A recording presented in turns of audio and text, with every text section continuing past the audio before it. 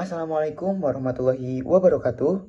Sebelumnya kami dari kelompok 1 dengan program studi agroteknologi dengan saya Muhammad Zaki Ramadan sebagai moderator dan rekan saya Bintang Rizky Firmansyah, Liana Puji Restari, Syafa Horinisa, Alia Dwi Faihasari, Silvi Nur Arifiani.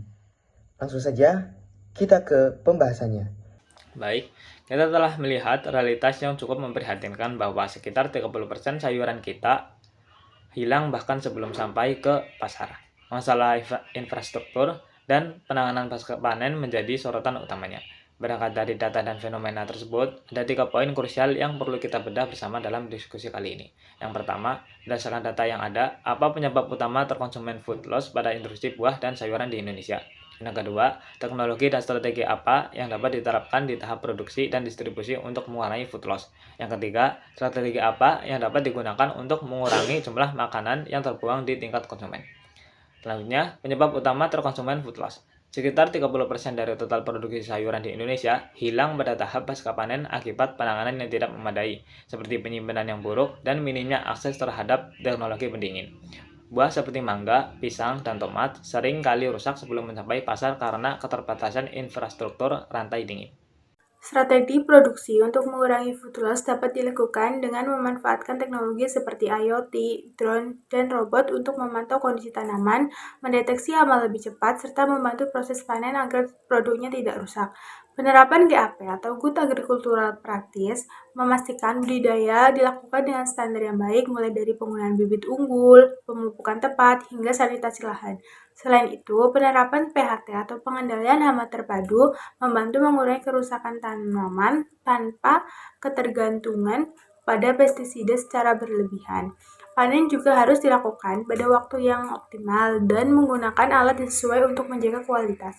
Setelah dipanen, produk disimpan dengan baik melalui cold storage, pengaturan kelembaban, serta sortasi awal sehingga produk tetap lebih segar lebih lama dan food loss dapat diminimalkan. Selanjutnya ada distribusi. Distribusi memanfaatkan teknologi seperti rantai dingin, kemasan map, dan sistem pelacakan. Dengan menerapkan teknologi seperti logistik efisien, manajemen inventaris yang akurat, kemitraan dengan pengecer, dan pelatihan pelayanan yang baik. Selanjutnya, strategi mengurangi food loss tingkat konsumen. Yang pertama, perencanaan yang cerdas sebelum berbelanja, yaitu dengan membuat rencana menu dan daftar belanja yang pasti agar tidak membeli barang berlebihan secara impulsif. Yaitu kita mencatat daftar-daftar bahan-bahan yang akan kita beli terlebih dahulu, karena jika tidak dicatat itu akan merasa semua itu butuh. Kedua, ada penyimpanan yang tepat di rumah, seperti penerapan metode FIFO, yaitu metode yang pertama masuk itu yang pertama keluar, dan memaksimalkan penggunaan freezer untuk pengawetan makanan. Jadi pada metode FIFO ini kita melihat bahan yang cepat busuk atau yang sudah mendekati expired itu kita konsumsi terlebih dahulu, seperti itu. Strategi mengurangi food loss tingkat konsumen yang selanjutnya yaitu konsumsi makanan dengan bijak, seperti memasak sesuai porsi atau kebutuhan dan mengolah sisa makanan hari ini menjadi makanan untuk esok hari. Memasak sesuai kebutuhan merupakan upaya yang bijak untuk mengurangi sampah makanan yang bisa dimulai dari perencanaan yang matang. Kita dapat membuat rencana menu berdasarkan bahan pangan yang ada. Lalu kita juga dapat mengukur porsi sesuai kebutuhan agar terhindar dari kelebihan makanan. Cara ini itu tidak hanya efektif untuk menghemat biaya, namun cara ini juga tentunya efektif untuk mengurangi limbah makanan.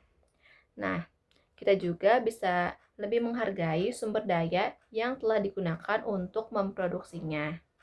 Lalu mengolah sisa makanan hari ini menjadi makanan untuk esok hari itu misalnya ketika kita masih punya sisa nasi nih di rumah dan nasi itu masih layak untuk dimakan, kita dapat mengolahnya kembali menjadi hidangan yang baru. Nah, kesimpulan dari presentasi kami hari ini yaitu kehilangan makanan atau food loss di Indonesia masih sering menjadi masalah besar. Terutama pada tahap pasca panen, 30% sayuran hilang, Masalah ini diperparah oleh penanganan yang kurang tepat, kurangnya penyimpanan yang kurang memadai, dan keterbatasan akses ke teknologi rantai dingin. Untuk mengatasi masalah ini, diperlukan strategi yang komprehensif. Masalah ini mulai dari peningkatan teknologi, praktik pertanian yang baik di tingkat dengan produksi dan distribusi, hingga perubahan perilaku konsumen dalam perencanaan belanja, penyimpanan, dan konsumen makanan. Sekian presentasi dari kelompok kami. Mohon maaf bila ada yang kekurangan. Wassalamualaikum warahmatullahi wabarakatuh.